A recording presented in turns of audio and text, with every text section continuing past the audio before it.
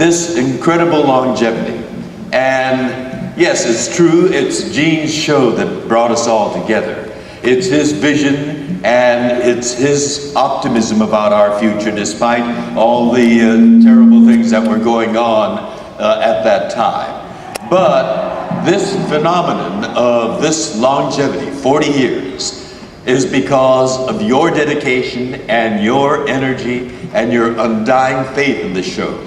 Because after we were canceled and we went into syndication, the ratings soared. And Paramount considered reviving Star Trek as a TV series again, and they commissioned about 7 or 8 scripts.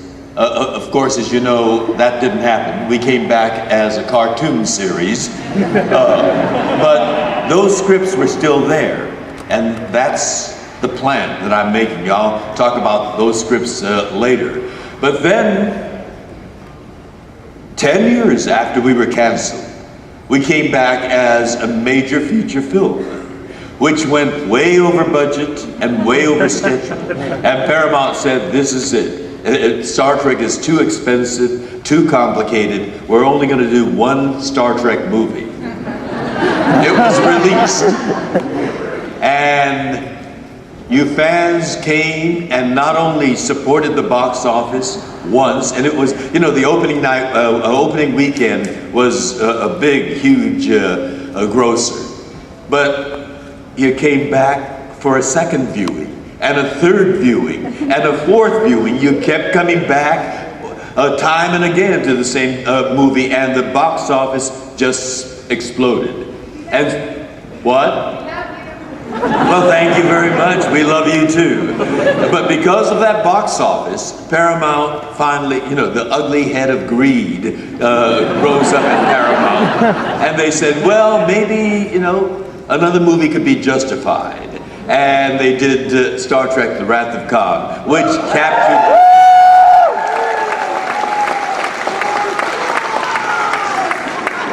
That was Star Trek. And the box office again exploded, and that resulted in a movie series. And so we kept going on and on and on like that. And next week, September the 8th, we turn 40. 40th birthday, which we're going to celebrate at the Sci-Fi Museum in Seattle, Washington, with another big convention. It feels so good to say we're 40. I haven't said that in a long time. We're 40 now. It is an amazing phenomenon, and this we owe to you, the fans who made it all possible. So on behalf of all my colleagues, I thank you for this absolutely undreamt of, unexpected gift that you've given us of 40 years. And now I'm convinced that we're going to be celebrating our golden anniversary in another decade. We will be...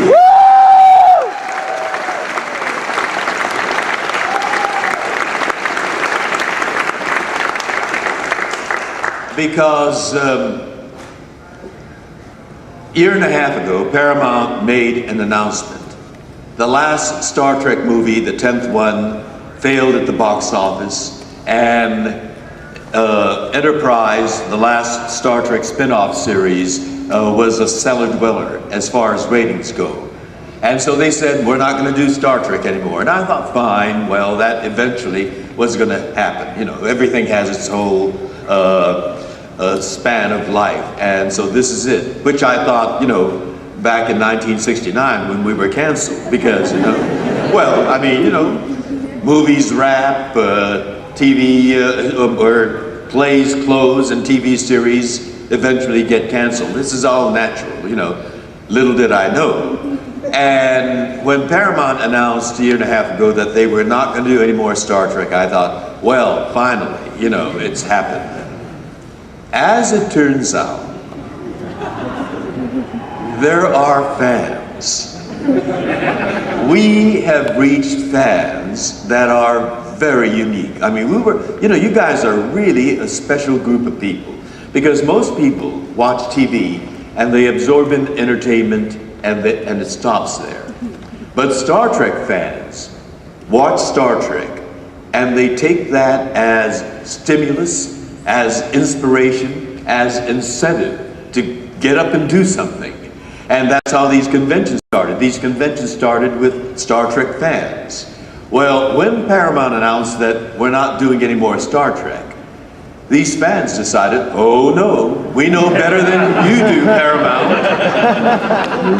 And the incredible thing is, there are fans who put their resources, their money together. They are so passionate about Star Trek that they built a complete bridge set upstate New York in the boondocks of Ticonderoga, Fort Ticonderoga. You know, we all studied about that in high school, didn't we? You know, the Indian Wars and so forth, you know.